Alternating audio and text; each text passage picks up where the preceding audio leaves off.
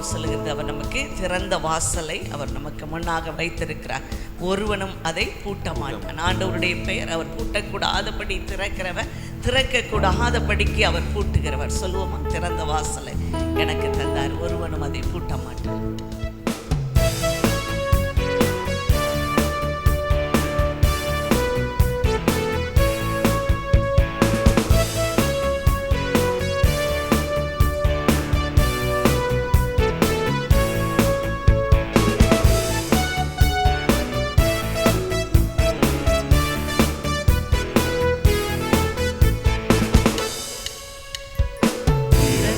வாசலை எனக்கு தந்தார், ஒருவனும் பூட்ட முடியாது. திறந்த வாசலை எனக்கு தந்தார், ஒருவனும் பூட்ட முடியாது. அல்லேலூயா ஆமென், அல்லேலூயா அல்லேலூயா ஆமென், அல்லேலூயா அல்லேலூயா ஆமென், அல்லேலூயா அல்லேலூயா ஆமென், அல்லேலூயா.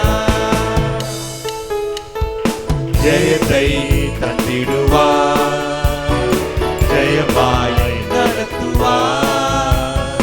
ஜெயத்தை தந்திடுவார், ஜெயமாய் நடத்துவார். அவர் நல்லவரே, அவர் வல்லவரே, என்னை நடத்தும் பாதையெல்லாம் அதிசயமே. அவர் நல்லவரே, அவர் வல்லவரே, என்னை நடத்தும் பாதையெல்லாம் அதிசயமே. திறந்த வாசலை எனக்கு தந்தார், ஒருவனும் பூட்ட முடியாது. திறந்த வாசலை எனக்கு தந்தார், ஒருவனும் பூட்ட முடியாது. அல்லேலூயா ஆமென், அல்லேலூயா அல்லேலூயா ஆமென், அல்லேலூயா அல்லேலூயா ஆமென், அல்லேலூயா அல்லேலூயா ஆமென், அல்லேலூயா.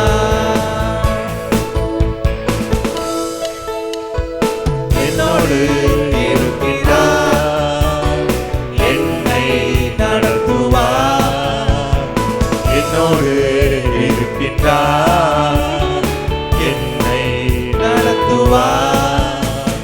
கிருபைகளால் என்னை அலங்கரித்து நன்மையினால் முடி சூட்டிடுவார்.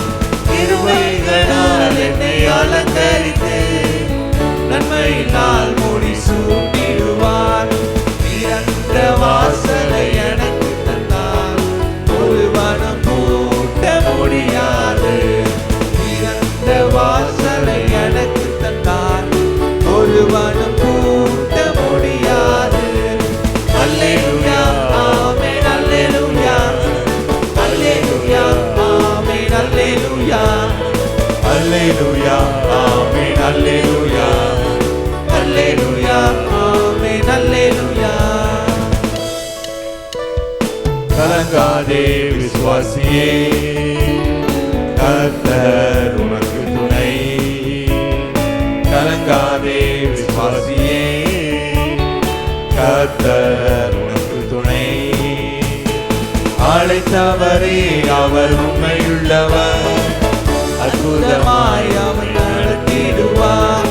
அழைத்தவரே அவர் உண்மையுள்ளவர், அற்புதமாய் என்னை நடத்திடுவார். திறந்த வாசலை எனக்கு தந்தார், ஒருவனும் பூட்ட முடியாது. திறந்த வாசலை எனக்கு தந்தார், ஒருவனும் பூட்ட முடியாது. அல்லேலூயா ஆமென், அல்லேலூயா அல்லேலூயா ஆமென், அல்லேலூயா அல்லேலூயா ஆமென், அல்லேலூயா அல்லேலூயா ஆமென், அல்லேலூயா அல்லேலூயா. கர்த்தருடைய பரிசுத்த நாமத்திற்கு ஸ்தோத்திரம் உண்டாவதாக. இந்த நாளிலும் கூட நல்ல வாக்குத்தத்தத்தை மூலமாய் நம்மோடு கூட ஆண்டவர் பேசுகிறார். அந்த வாக்குத்தத்தங்கள் நம்முடைய வாழ்க்கையில் நிச்சயமாகவே அது நிறைவேறப் போகிறது. பிரியமானவர்களை, நாம் சோர்ந்து போகிறவனுக்கு அவர் பலன் கொடுத்து சத்துவமில்லாதவனுக்கு அவர் சத்துவத்தை பெருக பண்ணுகிற தேவனாய் இருக்கிறார். நம் தலைகளை தாழ்த்தி ஆண்டவர் நம்மோடு கூட பேசும்படியாக ஜெபிக்க போகிறோம். அன்பு தகப்பனே, எங்களோடு கூட பேசுவீராகப்பா. சோர்ந்து போன எங்கள் உள்ளத்தை தேற்றுவீராக, ஆறுதல் படுத்துவீராக. நீர் வாக்குத்தத்தம் பண்ணினவர், உண்மை உள்ளவரப்பா. நீர் வாக்கு மாறாதவர். நீர் சொன்னதை செய்யும் வரைக்கும் நீர் கைவிடாதிருக்கிற தேவன் அல்லவா ராஜா. உம்முடைய வாக்குத்தத்தங்கள் ஆம் என்றும் ஆமேன் என்றும் இருப்பதற்காக உமக்கு ஸ்தோத்திரம். இந்த நாளிலும் நாங்கள் தியானிக்க போகிற வாக்குத்தத்தம் எங்களுடைய வாழ்க்கையிலே ஆண்டவரே நிறைவேறும்படியாக நாங்கள் ஜெபிக்கிறோம். எல்லா துதியும் கனமும் மகிமையும் கர்த்தருக்கே செலுத்துகிறோம். இயேசுவின் நாமத்தினாலே ஜெபிக்கிறோம் பிதாவே. ஆமேன், ஆமேன், ஆமேன். மீகாவின் புத்தகம் 2ஆம் அதிகாரம் 13ஆம் வசனத்திலே நாம் இவ்வாறு வாசிக்கிறோம். தடைகளை நீக்கி போடுகிறவர் அவர்களுக்கு முன்பாக நடந்து போகிறார். அவர்கள் தடைகளை நீக்கி வாசலால் உட்பிரவேசித்து கடந்து போவார்கள். அவர்கள் ராஜா அவர்களுக்கு முன்பாக போவார். கர்த்தர் அவர்கள் முன்னணியில் நடந்து போவார். தடைகளை நீக்கி போடுகிறவர் அவர்களுக்கு முன்பாக நடந்து போகிறார். இன்றைக்கு நம்முடைய வாழ்க்கையில் எத்தனை தடைகள். நாம் ஒன்று நினைத்து இதை செய்ய வேண்டும் என்று நினைத்தால் அது அப்படியே நடைபெறாது. நாம் ஒரு சாதாரண காரியம், இந்த பொருளை நாம் ஒரு கடையில் வாங்க வேண்டும் என்று சொல்லி நாம் போயிருப்போமேனால் அப்பொழுது கூட அந்த கடையில் அந்த குறிப்பிட்ட பொருள் இல்லாமல் போயிருக்கலாம். என்னுடைய வாழ்க்கையில் ஒரு வேடிக்கையான சம்பவம் அடிக்கடி நிகழ்வதை நான் பார்க்கிறேன். நாங்கள் ஒருவேளை ஒரு திருமண வீட்டுக்கு நாங்கள் அழைக்கப்பட்டிருக்கலாம், அல்லது வேறு ஒரு காரியத்திலே நாங்கள் அழைக்கப்பட்டிருக்கலாம். அங்கே நாங்கள் சாப்பாட்டிற்காக உட்கார்ந்து இருக்கிற பொழுது, கரெக்டாக எங்கள் பகுதிக்கு வருகிற பொழுது அல்லது எனக்கு வருகிற பொழுது அங்கே அதுக்கு முந்தின இலையோடு அந்த உணவுப் பொருட்கள் எல்லாம் காலியாகிவிடும். அவர்கள் சொல்வார்கள், ரொம்ப மன்னித்து கொள்ளுங்கள், நாங்கள் போய் திரும்ப எடுத்துக்கொண்டு வருகிறோம் என்று சொல்லி. பாருங்கள், ஒரு சாதாரணமான காரியம்தான். சாதாரணமான காரியம் கூட நமக்கு வாய்க்கவில்லையே என்று சொல்லி நாம் அடிக்கடி நடக்கிறோம். இது தொடர்ந்து நம் பல முறையே இந்த காரியங்களே நம்முடைய வாழ்க்கையிலே நடந்து கொண்டு வருகிறது. அப்படியாய் நம்ம வேலைக்கு செல்ல வேண்டும், இந்த இடத்துல நம்மை அதிகமாக கூப்பிடுவார்கள் என்று சொல்லி எல்லாம் சரியாய் நாம் செய்து கொண்டு இருக்கும் பொழுது அங்கே பாருங்கள், அங்கே ஒரு பெரிய தடை வந்துடும். சின்ன ஒரு காரியமாக இருக்கும். ஏதோ ஒருவர் சொல்லியிருப்பார்கள், பிறகு பார்த்து கொள்ளலாம் என்று. அவ்வளவுதான், நம்முடைய வேலை வாய்ப்பு பறிக்கப்பட்டுவிடும். எப்படியாய் வேலைக்கான தடைகள் மாத்திரமல்ல, அநேகர் சொல்லுவார்கள், எங்களுக்கு திருமணமாகாமல் தடையாகவே இருக்கிறது. பலரை நாங்கள் பார்த்தோமானால் ஒன்றும் வாய்க்கவில்லை என் பிள்ளைக்கு, என்னுடைய மகனுக்கு, மகளுக்கு என்று சொல்லுவார்கள். இதே போல் வீடு கட்ட வேண்டும் என்று நினைப்பார்கள். ஆனால் பயங்கரமான தடைகளை அவர்கள் சந்திக்க வேண்டியது இருக்கும். எல்லா ஏதுக்களையும் வைத்திருந்த பொழுதிலும் ஏதோ ஒரு சிறு காரியத்தினாலே இந்த தடைகள் இருக்கலாம் பாருங்கள்.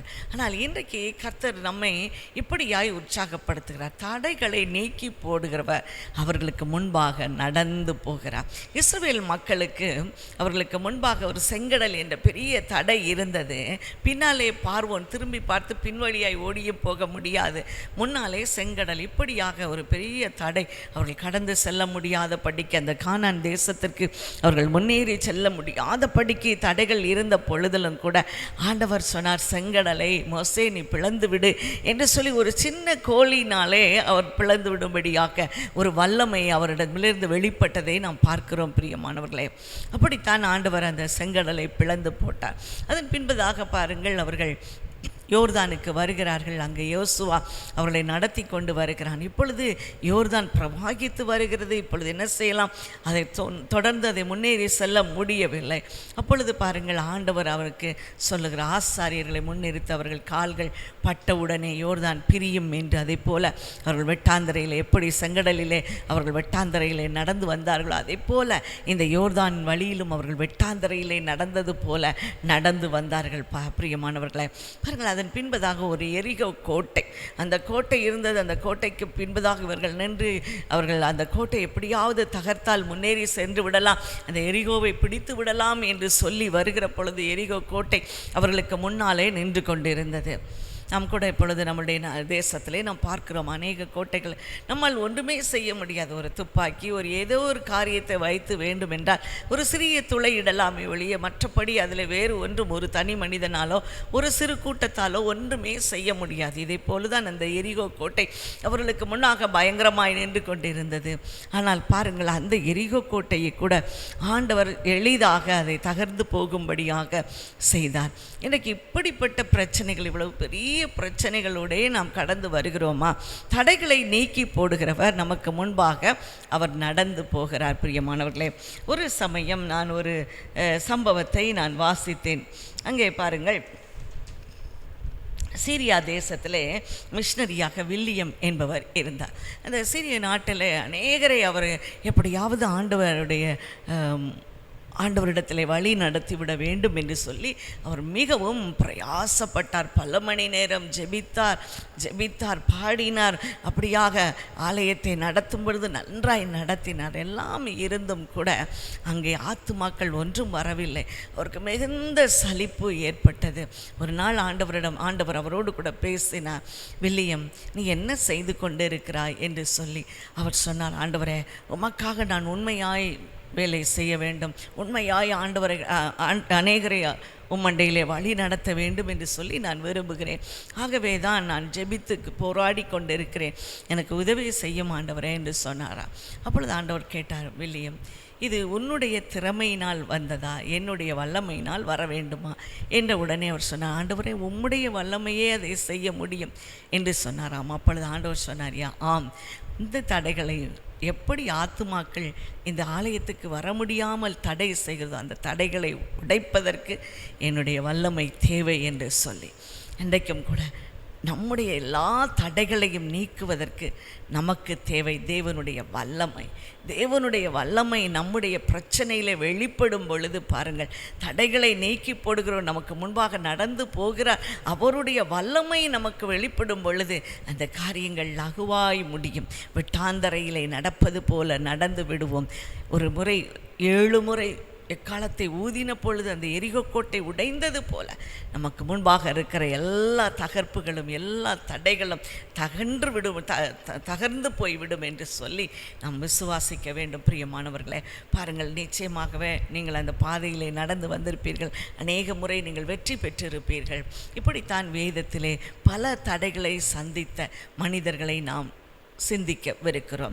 முதலாவது பாருங்கள், பலவீனத்தின் ஆவியினாலே தடை பண்ணப்பட்டிருந்த ஒரு பெண்ணை குறித்து நாம் வாசிக்கிறோம். லூக்கா எழுதின சுவிசேஷம் 13ஆம் அதிகாரம் 10ஆம் வசனத்திலிருந்து நாம் சில வசனங்களை வாசிக்கிற பொழுது அங்கே ஒரு சம்பவம் எழுதப்பட்டிருக்கிறது.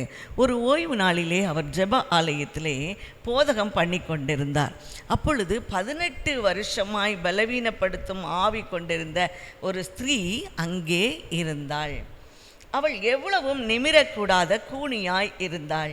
இயேசு அவளை கண்டு தம்மிடத்தில் அழைத்து, ஸ்திரீயே, உன் பலவீனத்தினின்று விடுதலையாக்கப்பட்டாய் என்று சொல்லி அவள் மேல் தமது கைகளை வைத்தார். உடனே அவளுடைய கூன் நிமிர்ந்து அவள் தேவனை மகிமைப்படுத்தினாள் என்று சொல்லி நாம் வாசிக்கிறோம். 18 வருடமாய் பலவீனப்படுத்தும் ஆவி அவளை கூனியாக்கி விட்டிருந்தது. ஒருவேளை அவளுடைய முதுகிலே ஏறி அது அப்படியாய் சவாரி செய்திருக்கும் அல்லவா, அந்த முதுகுக்குள்ளேயே கிரியை செய்திருக்கும். பலவீனத்தின் ஆவி, அவளால் நிமிரக்கூட முடியாத ஒரு பெரிய தடை இருந்தது. பாருங்கள், லேவியராகமம் 26ஆம் அதிகாரம் 13ஆம் வசனம், உங்கள் நுகத்தடிகளை முறித்து உங்களை நிமிர்ந்து நடக்க பண்ணுகிற தேவனாகிய கர்த்தர். பாருங்கள், 1 யோவான் 3ஆம் அதிகாரம் 8ஆம் வசனம் சொல்லுகிறது, பிசாசினுடைய கிரியைகளை அழிக்கும்படிக்கே தேவகுமாரன் வெளிப்பட்டார்.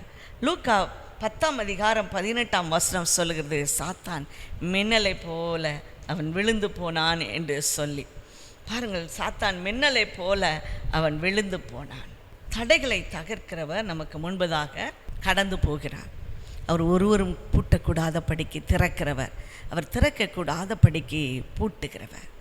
எப்படி இந்த வில்லியம் அவர்களுடைய வாழ்க்கையிலே தேவனுடைய வல்லமை வெளிப்பட்டால் ஒழிய அங்கே ஒரு திறந்த வாசல் இராது என்று தேவன் வெளிப்படுத்தினாரோ, அதே போல் இன்றைக்கு நம்முடைய வாசல், நம்முடைய வாழ்க்கையிலும் தேவனுடைய வல்லமை இல்லாமல் நாம் ஒரு திறந்த வாசலை நாம் சுதந்தரிக்கவே முடியாது. ஏன் தெரியுமா? தடைகளை தகர்க்கிறவர், நமக்கு முன்பாக கடந்து போகிறவர் இயேசு ஒருவரே. அவரே அதற்கு பாத்திரவானாய் இருக்கிறார் என்று நாம் வெளிப்படுத்தின விசேஷம் 3ஆம் அதிகாரத்திலே நாம் வாசிக்கிறோம். அன்றியும் உள்ளும் புறமும் எழுதப்பட்டு 7 முத்திரைகளிலால் முத்திரிக்கப்பட்டிருந்த ஒரு புஸ்தகத்தை சிங்காசனத்தில் மேல் வீற்றிருக்கிறவருடைய வலது கரத்திலே கண்டேன். புஸ்தகத்தை திறக்கவும் அந்த முத்திரைகளை உடைக்கவும் பாத்திரவான் யார் என்று மிகுந்த சத்தமிட்டு கூறுகிற ஒரு பலமுள்ள ஒரு தூதனை கண்டேன். அந்த புத்தகத்தை யார் வாங்கி உடைத்து படிக்க முடியும், வாசிக்க முடியும்? இதோ யூதா கோத்திரத்து சிங்கமும் தாவீதின் வேருமானவர் புத்தகத்தை திறக்கவும் அதன் 7 முத்திரைகளையும் உடைக்கவும் ஜெயங்கொண்டிருக்கிறார் என்றார். ஆம், ஆட்டுக்குட்டியானவர் அந்த தடைகளை உடைத்து அவர் அந்த புத்தகத்தை வாசிக்க முடியும். ஆம், வேதத்தில் பல சம்பவங்களை நாம் வாசிக்கிறோம். எப்படி இயேசு அந்த தடைகளை எல்லாம் தகர்த்து போட்டார் என்று சொல்லி. முதலாவதாக பலவீனத்தின் ஆவியினாலே தடைப்பட்டிருந்த ஒரு பெண்ணை குறித்து நாம் வேதத்திலே வாசிக்கிறோம். லூக்கா 13ஆம் அதிகாரம் 1 சில வசனங்களை நாம் வாசிக்கும் பொழுது அங்கே பாருங்கள், ஒரு ஓய்வு நாளிலே அவர் ஜெப ஆலயத்திலே போதகம் பண்ணி கொண்டிருந்தார். அப்பொழுது 18 வருஷமாய் பலவீனப்படுத்தும் ஆவியை கொண்ட ஒரு ஸ்திரீ அங்கே இருந்தாள். அவள் எவ்வளவும் நிமிரக்கூடாதவளாய் இருந்தாள். இயேசு அவளை கண்டு தம்மிடத்தில் அழைத்து, ஸ்திரீயே, உன் பலவீனத்தினின்று நீ விடுதலையாக்கப்பட்டாய் என்று சொல்லி அவள் மேல் தம்முடைய கைகளை வைத்தார். உடனே அவள் நிமிர்ந்து தேவனை மகிமைப்படுத்தினார். உடனே அவள் நிமிர்ந்தாள். தேவன் தொட்ட மாத்திரத்திலே அங்கே சுகம் உண்டாயிற்று. அந்த பலவீனத்தின் தடை மாறி போயிற்று. ஒருவேளை இந்த பலவீனப்படுத்துகிற ஆவி அவருடைய முதுகு பகுதியிலே உட்கார்ந்திருக்கலாம், முதுகு பகுதியிலே அது ஆளுகை செய்து கொண்டிருக்கலாம். நம்முடைய சரீரத்திலே சில உறுப்புகளிலே அது சென்று அது அவைகளை செயல்பட விடாமல் தடை செய்கிறதை நாம் இந்த நாட்களிலே பார்க்கிறோம். பிரியமானவர்களே, அப்படித்தான் இந்த பலவீனப்படுத்த ஆவி இவள் எவ்வளவேனும் நிமிரக்கூடாத படிக்கு இவளை வைத்திருந்தது. ஆனால் இயேசு அவளை தொட்டு அவளை சுகமாக்கினார், விடுதலை கொடுத்தார், அந்த சிறையிருப்பை மாற்றினார், அவளுடைய தடைகளை அவர் நீக்கி போட்டார் என்று சொல்லி நாம் பார்க்க முடியும். லேவியராகவும் 26:13 சொல்லுகிறது, உங்கள் நுகத்தடிகளை முறித்து உங்களை நிமிர்ந்து நடக்க பண்ணின உங்கள் தேவனாகிய கர்த்தர். அவருடைய பெயர் என்ன? நம்மை நிமிர்ந்து நடக்க பண்ணுகிற தேவனாகிய கர்த்தர். நாம் கூனி குறுகி போக வேண்டிய அவசியம் இல்லை. அப்படிப்பட்ட ஒரு வாழ்க்கையில் ஒரு சம்பவங்கள் நடந்திருந்தாலும் கூட அந்த தடைகளை எல்லாம் அவர் தகர்த்து போட்டு நம்முடைய தலை நிமிரத்தக்கதாக, நம்முடைய நிந்தனைகளும் அவமானங்களும் நீங்கத்தக்கதாக கர்த்தர் இன்றைக்கு ஒரு வாழ்க்கை ஒரு அற்புதத்தை நமக்கு செய்ய போகிறார். இன்றைக்கு இப்படிப்பட்ட சூழ்நிலையில் நீங்கள் கடந்து வருகிறீர்களோ, தடைகளை தகர்க்கிறவர் உங்களுக்கு முன்பதாக கடந்து போகிறார். இதை பார்த்து கொண்டு இருக்கிற உங்களிலே சிலர் இப்படி சொல்லலாம், என்னுடைய வாழ்க்கையில எல்லாம் தடை, நான் எடுத்ததெல்லாம் தடை, இனிமேல் நான் இருந்து என்ன லாபம் என்று சொல்லி நீங்கள் நினைக்கலாம். ஆனால் இன்றைக்கு ஆண்டவர் உங்களை பார்த்து சொல்லுகிறார், நான் உங்களை நிமிர்ந்து நடக்க பண்ணுகிறேன். நீங்கள் ஏன் அவமானத்தினால் கூனி குறுகி போய் கொண்டு இருக்கிறீர்கள்? நாட்கள் வரும், உங்களுக்கு கேடு ஒன்றும் செய்யாதீர்கள். ஆண்டவர் உங்களை நிமிர்ந்து நடக்க பண்ணுவார். நான் அதை செய்வேன், நான் அதை சொன்னேன், நான் அதை நிறைவேற்றுவேன், நான் அதை செய்து முடிக்கும் வரைக்கும் நான் அதை கைவிடாதிருப்பேன் என்று சொல்லுகிறார் அல்லவா? நம்பிக்கையோடு தைரியத்தோடு இருங்கள். கர்த்தர் நிச்சயமாக உங்கள் வாழ்க்கையிலே ஒரு அற்புதத்தை செய்வார், உங்களை நிமிர்ந்து நடக்க பண்ணுவார். பிரியமானவர்களே, உங்களை இன்றைக்கு இந்த செய்தியை கேட்கும்படியாக செய்த தேவன் உங்களை ஆசீர்வதிக்கும்படியாகவே, உங்கள் தடைகளை தகர்க்கும்படியாகவே அவர் உங்களுக்கு முன்பாக கடந்து போகிறார். ஆகவே உங்களை அவர் மறந்து விடுகிற தேவன் அல்ல. அவர் மறந்து விடுகிறதற்கு அநீதி உள்ள தேவன் இல்லவே இல்லை.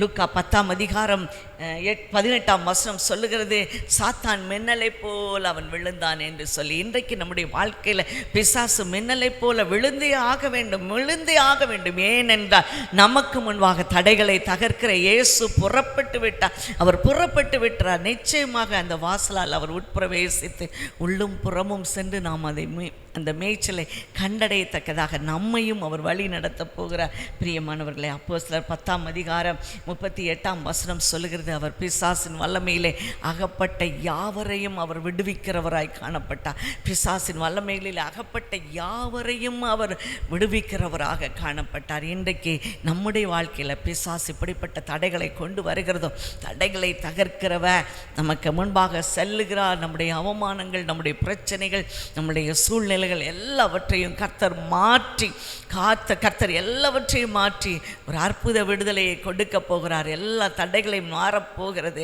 நீங்கள் நினைப்பீர்கள், நாம் நினைப்போம், இப்படிப்பட்ட சூழ்நிலையிலே நாம் கடந்து வந்தோமா, அதையெல்லாம் மறந்து விடுகிறது போல நல்ல காரியங்கள் நம்முடைய வாழ்க்கையிலே சம்பவிக்கப் போகிறது. அதை சுதந்திரிக்காமல் நாம் பின்வாங்கி போய்விடக்கூடாது. அதை சுதந்திரிக்காமல் நாம் பின் திரும்பி போய்விடவே கூடாது. ஆகவே நாம் திடன் கொண்டு நாம் பலமனதாக இருக்கும்படியாக கர்த்தர் திடமனதாக இருக்கும்படியாக சொல்லுகிறார். அடுத்தபடியாக பாவம் கொண்டு வருகிற தடைகள். வேதம் அழகாய் சொல்கிறது, உங்கள் பாவங்களே அவருக்கும் உங்களுக்கும் ஒரு தடையை ஏற்படுத்துகிறது என்று சொல்லி, நம்முடைய பாவங்களினாலே நாம் அவரை விட்டு தூரமாய் விலகி போய் விடுகிறோம். அவரை விட்டு நாம் பின்வாங்கி விடுகிறோம். அவர் செய்த நன்மைகளை நாம் மறந்து விடுகிறோம். பிரியமானவர்களே, ஆனால் நம்முடைய தேவன் எப்படிப்பட்டவர்? ஏசாயா 55:7 சொல்லுகிறது, அவர்களுக்கு மன்னிக்கிறதற்கு அவர் தயவு பெருத்தவராய் இருக்கிறார். அவர் எந்த பாவியையும் அவர் தள்ளாத தேவனாய் இருக்கிறார். அவர் பாவத்தை வெறுக்கிறார், ஆனால் பாவியையோ நேசிக்கிறவராய் இருக்கிறார். ஆகவே தான் அவர் சொன்னார், நான் பாவிகளை ரட்சிக்க இயேசு கிறிஸ்து இந்த உலகத்திலே வந்தார். அவருடைய பெயர் ரட்சகர். பாவிகளை ரட்சிக்கிற தேவன். வேறு எந்த ஒரு தெய்வத்தை பின்பற்றுகிறவர்களுக்கும் இப்படிப்பட்ட ஒரு ஸ்லாக்கியம் கிடைக்கப்படவே இல்லை. ஏனென்றால் நம்முடைய தேவன் மன்னிப்பதற்கு அவர் தயவு பெருத்தவராய் காணப்படுகிறார். யோவான் எழுதின சுவிசேஷம் 5ஆம் அதிகாரத்தில் 2-15 வரைக்கும் ஒரு சம்பவத்தை நாம் வாசிக்க முடியும். அங்கே பெதஸ்தா குளத்தின் அருகே 38 வருடமாய் வியாதி உள்ள ஒரு மனிதனை குறித்து நாம் வாசிக்கிறோம். பெதஸ்தா குளம் ஆட்டு வாசலிலே இருக்கிறது. அங்கே 5 மண்டபங்கள் உண்டு. அங்கே இப்படியாய் ஒரு வழக்கம் இருக்கிறது. அங்கே ஒரு தூதன் எப்போதாவது வருவார். வந்து அந்த குளத்தை கலக்கும் பொழுது முதல் எவன் ஒருவன் அதில் இறங்குகிறானோ அவன் எப்பேற்பட்ட வியாதி உள்ளவனாய் இருந்தாலும் அவன் சுஸ்தமாவான். இப்படி தான் இயேசு அந்த பகுதிக்கு வருகிற பொழுது இவன் நெடுநாளாய் அங்கே காத்திருக்கிறான் என்பதை அவர் அறிந்தார். நெடுநாளாய் வியாதி உள்ளவனாய் இருக்கிறான் என்று அறிந்து அவர் அவனை நோக்கி, சொஸ்தமாக வேண்டுமென்று விரும்புகிறாயா? நீ சொஸ்தமாக வேண்டுமென்று விரும்புகிறாயா? 38 வருஷமாய் காத்திருக்கிறவனுக்கு அவன் சொஸ்தமாக வேண்டும் என்று கட்டாயம் விரும்பி இருப்பான் அல்லவா? ஏன் ஆண்டவர் அப்படி கேட்டார்? 38 வருஷம் சலிப்பு மிகுந்ததாக இருந்திருக்கும்.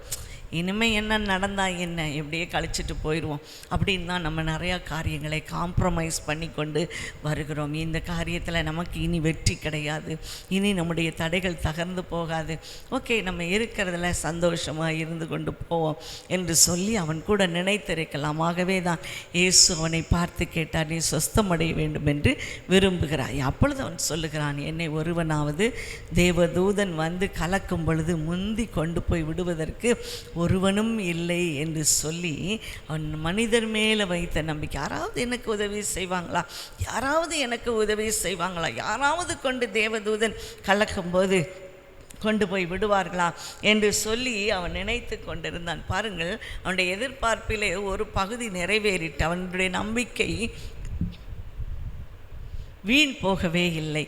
அவனை அந்த குளத்திற்குள்ளே கொண்டு விடுகிறதற்காக அல்ல, முழுமையாய் சுத்தமாக்குவதற்கு இயேசு என்ற மனுஷகுமாரன் அவனுக்காக அவர் வந்ததை நாம் பார்க்கிறோம். 38 ஆண்டுகள் அவன் எவ்வளவு பொறுமையாக இருந்திருக்க வேண்டும் பாருங்கள். எத்தனை முறை அவனுக்கு கசப்பான எண்ணங்கள் வந்திருக்கும், தற்கொலை எண்ணங்கள் வந்திருக்கும்.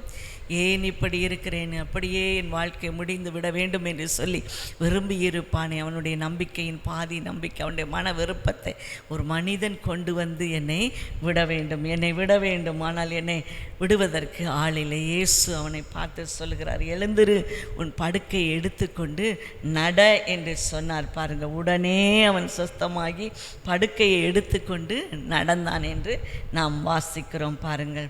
அதற்கு பின்பு இயேசு அவனை கண்டு, இதோ நீ சொஸ்தமானாய், அதிக கேடானது ஒன்றும் உனக்கு வராதபடிக்கு இனி பாவம் செய்யாதே, இனி பாவம் செய்யாதே என்று சொன்னார்.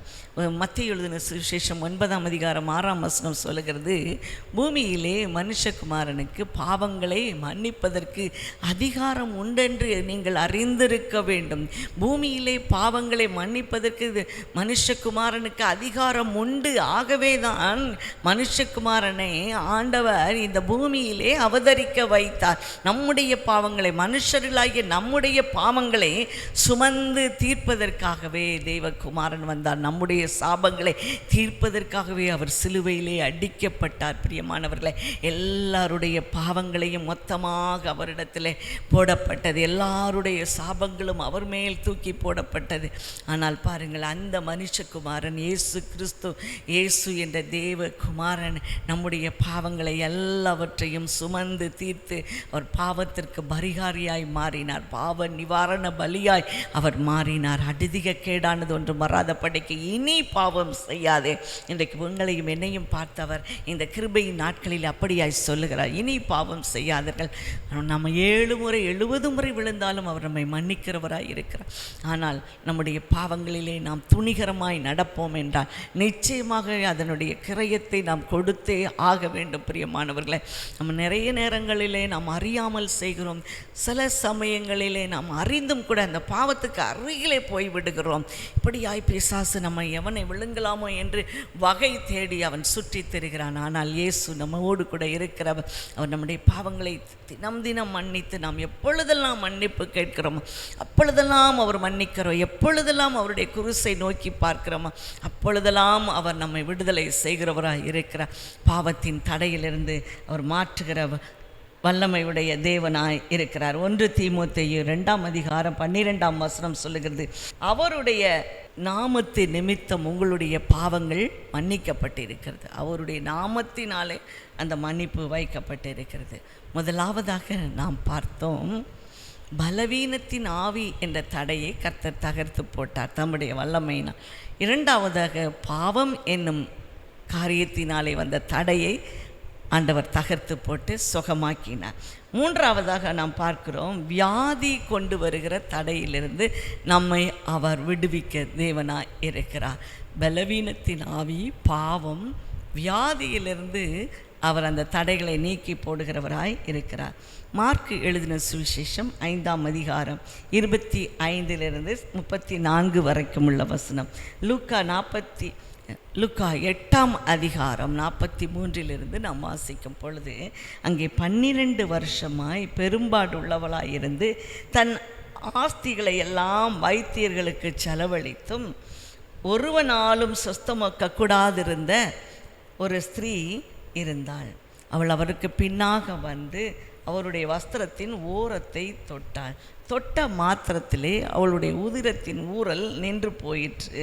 அப்பொழுது இயேசு திரும்பி பார்த்து, என்னை தொட்டது யார் என்று கேட்டார். அப்பொழுது பேதுரு சொன்னான். பேதுரு எல்லாம், அந்த சீஷர்கள் எல்லாம் நினைத்தார்கள், அவரை சுற்றி எவ்வளவு கூட்டம் இருக்கிறதே, இப்பொழுது அவர் என்னை தொட்டது யார் என்று சொல்லி கேட்கிறாரே என்ற பொழுது, இந்த ஸ்திரீ பாருங்கள், தான் மறைந்திருக்க கூடாதது என்பதை அறிந்து, இனி நான் மறைந்திருக்க முடியாது, என் காரியம் வெளிப்பட்டு போயிற்று என்று சொல்லி அவள் அந்த கூட்டத்திற்கு தன்னை வெளிப்படுத்தி இந்த காரியங்களை எல்லாம் அவள் சொல்லுகிறாள்.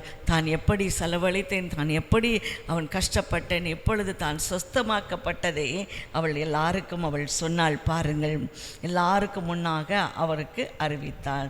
அவர் அவளை பார்த்து, மகளே திடன் கொள், உன் விசுவாசம் உன்னை ரட்சித்தது, சமாதானத்தோடே போ. உன் விசுவாசம் உன்னை ரட்சித்தது, சமாதானத்தோடு போ. அன்று இந்த வியாதியை குறித்து அவர் வெளியரங்கமாய் பேசவில்லை. உன் விசுவாசம் உன்னை ரட்சித்தது. ரொம்ப அருமையான ஆண்டவர் அல்லவா? ரொம்ப டீசெண்டாக இருக்கிற ஆண்டவர். என்னுடைய வாழ்க்கையில் கூட இப்படித்தான். அதிக வருடமாய் நான் பெரும்பாடினாலே நான் கஷ்டப்பட்டு கொண்டிருந்த பொழுது ஒரு வைத்தியர்களாலும் அதை சுகமாக்க முடியவே இல்லை. நான் கத்தி கதறி அழுதிருப்பேன் தெரியுமா. ஆனால் பாருங்கள், ஒரு நாளிலே ஆண்டவர் என்னை நினைத்தருளினார். என்னுடைய உதரத்தின் ஊரல் நின்று போகும்படியாக கர்த்தர் அற்புதத்தை செய்தார். இன்றைக்கு இதை கேட்டுக்கொண்டிருக்கிற நீங்கள் கூட இந்த பாதையிலே நடந்து வரலாம். கர்த்தர் சொல்லுகிறார், இதெல்லாம் அவருக்கு லேசான காரியம். பாருங்கள், உங்கள் விசுவாசம் உன்னை ரட்சித்தது, உன் விசுவாசம் உன்னை ரட்சித்தது. நீ சமாதானத்தோடு போ, நீ சமாதானத்தோடு போ. நீ வரும்பொழுது நீ சமாதானம் இல்லாமல் நெருக்குதலுக்குள்ளே, பயங்கரமான கலக்கத்திற்குள்ளே இந்த காரியம் எப்படி நடக்கும் என்று சொல்லி வந்திருக்கலாம். ஆனால் இப்பொழுது நீ சமாதானத்தோடு போ என்று கர்த்தர் அவளை பார்த்து சொன்னார் அல்லவா. பிரியமானவர்களே, ஆண்டவர் நம்முடைய வியாதி என்கிற தடையை, வியாதியினால் எங்கேயுமே போக முடியாது. என்னுடைய வியாதியில் நான் வேலைக்கு போக முடியவில்லை, நல்லதொரு காரியங்களை நான் அனுபவிக்க முடியவில்லை. பாருங்கள், எல்லாரும் சந்தோஷமாக இருக்கிறது போல் என்னால் சந்தோஷமாக இருக்க முடியாதபடி, ஒரு இடத்திலிருந்து இன்னொரு இடத்திற்கு கடந்து போக முடியாதபடிக்கு சிறைப்பட்டு போன ஒரு அனுபவத்திற்குள்ளே கடந்து வருகிற பொழுது கர்த்தர் எனக்கு உதவி செய்தார். என்னுடைய தடைகளை எல்லாம் நீக்கி போட்டார் அல்லவா. இன்றைக்கு உங்களுக்கும் அதே அற்புதத்தை அவர் செய்ய போகிறார். தடைகளை தகர்க்கிறவர், தடைகளை நீக்கி போடுகிறவர், நமக்கு முன்பதாக அவர் கடந்து போகிறார். தடை எந்த தடையாக இருந்தாலும் அவரால் நீக்க முடியாத தடை ஒன்றுமே இல்லை. பிரியமானவர்களே, மத்தேயு 9:35 சொல்லுகிறது, ஜனங்களுக்கு உண்டாயிருந்த சகல வியாதிகளையும் சகல நோய்களையும் நீக்கி அவர்களை சொஸ்தமாக்கினார். சகல வியாதியும் சகல நோய்களையும் நீக்கி அவர் சொஸ்தமாக்கினார். பிரியமானவர்களை, நம்மை சுகப்படுத்துவது அவருக்கு லேசான காரியம். அவருடைய தழும்புகளினால் சுகமானீர்கள், அவருடைய தழும்புகளினால் சுகமானீர்கள் என்று சொல்லப்பட்டிருக்கிறது. அவர் தம்முடைய வசனத்தை அனுப்பி அவர்களை குணமாக்குவார். இந்த வசனம் கூட நான் அநேகம் பேரை அவர் தொட்டு சுகமாக்க முடியும். பிரியமானவர்களே, அவர் வசனத்தை அனுப்பி அவர்களை சொஸ்தமாக்கினார் என்று சொல்லி நாம் பார்க்கிறோம். தடைகளை நீக்கி போடுகிறவர் அவர்களுக்கு முன்பாக கடந்து போகிறார், நடந்து போகிறார். நம்முடைய முன்னணியிலே அந்த ராஜா செல்லுகிறாராம். பாருங்கள், நம்முடைய பின்னாலே வருகிறவர்கள் பலவீனத்தின் ஆவியிலிருந்து, அந்த தடைகளிலிருந்து நம்மை அவர் காப்பாற்ற வல்லமை உடையவராய் இருக்கிறார். பாவம் கொண்டு வருகிற தடையிலிருந்து நம்மை நீக்குவதற்கு அவர் வல்லமை உடையவராய் இருக்கிறார். வியாதி கொண்டு வருகிற தடைகளிலிருந்து அவர் நம்மை நீக்க வல்லமை உடையவராக அவர் இருக்கிறார். பிரியமானவர்களே, அப்படியானால் நாம் என்ன செய்ய வேண்டும்? இந்த தடைகளை தகர்க்கிறவர் நமக்கு முன்பாக கடந்து போகிறார். அப்படி போகிறாரா இல்லையா? அநேகம் பேருக்கு அதில் ஒரு பெரிய ஒரு சந்தேகம் வந்துவிடும். ஆண்டவர் முன்னாலே சென்றால் நாம் ஏன் இப்படி கஷ்டப்பட வேண்டும் என்று சொல்லி. ஆனால் பாருங்கள், நிச்சயமாகவே ஒரு மனிதன் நமக்கு முன்பாக, இயேசு என்ற தெய்வம் நமக்கு முன்பதாக நடந்து சென்று கொண்டே இருக்கிறார். ஆகவே தான் நாம் இன்றைக்கும் நிற்கிறோம். நாம் நிற்பதும் நிர்மூலமாகாதிருப்பதும் அவருடைய சுத்த கிருபை. நாம் நிர்மூலமாகாதிருப்பது அவருடைய சுத்த கிருபையினாலே நாம் நிற்கிறோம். நாம் என்ன செய்ய வேண்டும்?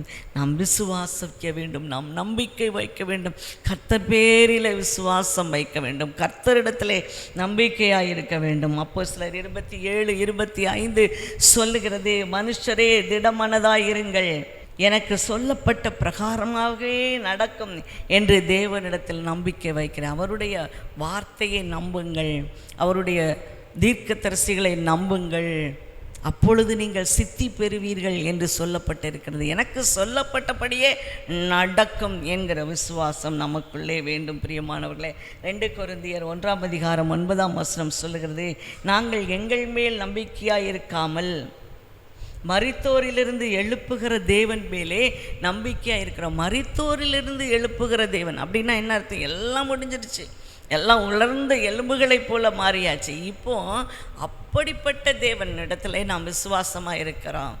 லாசரு 4 நாள் ஆயிற்று, அவன் இறந்து 4 நாள் ஆயிற்று. ஆனாலும் இந்த லாசருவை உயிர்ப்பித்த தேவன், மரித்தோரை எழுப்புகிற தேவனிடத்திலே நாங்கள் விசுவாசம் வைக்கிறோம். எங்கள் பிரச்சனை முடிந்து போயிற்று என்று சொல்லுகிற இடத்திலே ஆண்டவர் நம்முடைய தடைகளை இன்றைக்கு தகர்த்து போடுகிறார். 2வதாக நாம் செய்ய வேண்டியது ஜெபிக்க வேண்டும். வேதம் அழகாய் சொல்லுகிறது, லூக்கா 18:1, சோர்ந்து போகாமல் எப்பொழுதும் ஜெபம் பண்ணுங்கள். என்னுடைய வாழ்க்கையில் ஒரு பெரிய உபத்திரவத்தினுள்ளே நான் நடக்க வேண்டிய கட்டாயம் பயம் வந்தது. எனக்கு என்ன செய்வது என்று தெரியவில்லை. அதற்காக எனக்கு ஆலோசனை சொல்ல ஒருவரும் இல்லை. ஆலோசனை யார் சொன்னாலும் என்ன செய்ய முடியும்? மற்றவர்களால் ஒன்றும் செய்ய முடியாது, என்னால் ஒன்றும் செய்ய முடியாது. இப்படிப்பட்ட ஒரு சூழ்நிலையில் நான் ஆண்டவருடைய பாதத்தில் இருந்த, ஆண்டவரை நான் என்ன செய்ய வேண்டும், எனக்கு கற்றுத்தாருங்க என்று சொன்ன பொழுது ஆண்டவர் இந்த வசனத்தினுடைய பேசினார். இந்த வசனத்தின் மூலமாய் பேசினார். லூக்கா 18:1, சோர்ந்து போகாமல் எப்பொழுதும் ஜெபம் பண்ணுங்கள், எப்பொழுதும் ஜெபம் பண்ணுங்கள், நம்பிக்கையோடு ஜெபம் பண்ணுங்கள், விசுவாசம் உள்ளவர்களை ஜெபத்தில் எவைகளை கேட்பீர்களோ அவைகளை எல்லாம் நீங்கள் பெற்றுக்கொள்வீர்கள். ஒருவேளை காலங்கள் ஆகலாம். நான் ஜெபித்து கொண்டு கிட்டத்தட்ட 1.5 வருடங்களாக நான் காத்திருக்கிறேன்.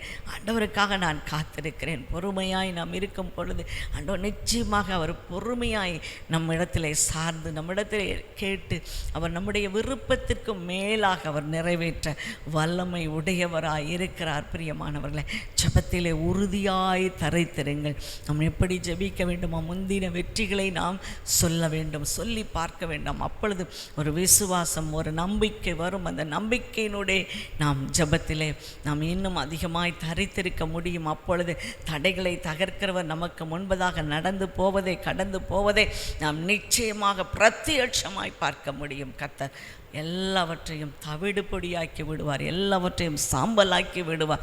அந்த தடைகளெல்லாம் சாம்பலாய் போகும். பிரியமானவர்களே, சாத்தானை சீக்கிரத்தில் உங்கள் கால்களின் கீழ் நசுக்கி போடுவேன் என்று சொன்ன தேவன் அப்படியே செய்வார். தடைகளை தகர்க்கிறவர், தடைகளை நீக்கி போடுகிறவர் நமக்கு முன்பாக நடந்து போகிறார்.